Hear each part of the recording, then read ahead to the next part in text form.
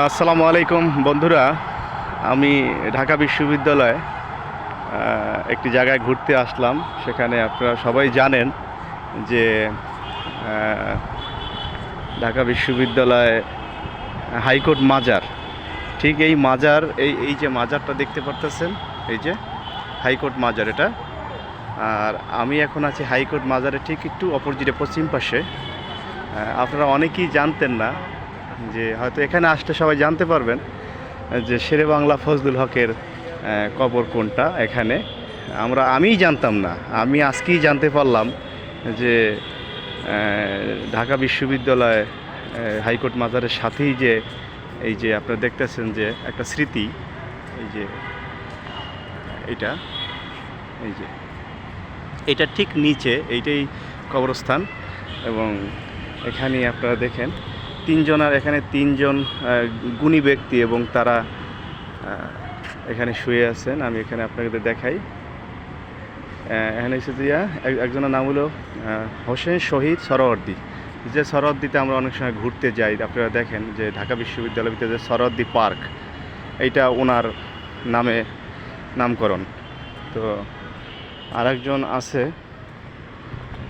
এই যে দেখেন আপনারা, এই আরেকটা কবর এই পাশে,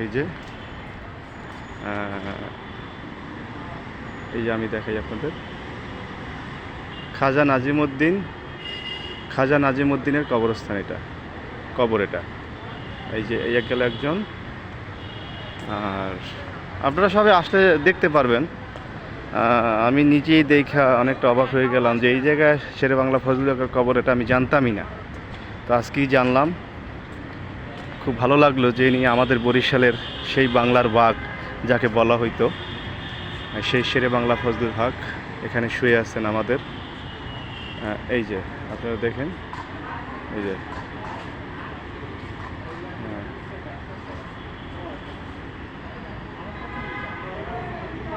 শেরে বাংলা ফজলুল হক, এই যে দেখেন ওনার কবর এটা।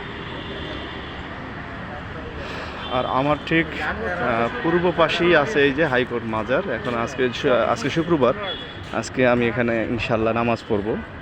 এখানে একটা প্রোগ্রামে আসছি, তো আপনাদের একটু দেখাইলাম ভিডিওতে।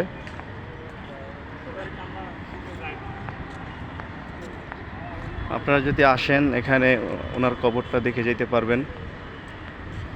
এবং ওনারা এখানে শুয়ে আছেন, যাদের নাম আমরা অনেক শুনেছি, ওনাদেরকে আমরা দেখি নাই। হয়তো ওনার কবরটা আমার ভাগ্যে ছিল যে আমি ওনার কবরটা দেখেছি, এটাই আমি ধন্য। কারণ ওনাদের মতো মানুষদের পাশে আইসা কবরস্থানে দাঁড়ানোটাও অনেক ভাগ্যের ব্যাপার। হ্যাঁ, তো সবাই দোয়া করবেন ওনাদের জন্য, আল্লাহ যেন ওনাদের জান্নাতবাসী করেন। বন্ধুরা সবাই ভালো থাকবেন, সুস্থ থাকবেন। আল্লাহ হাফেজ।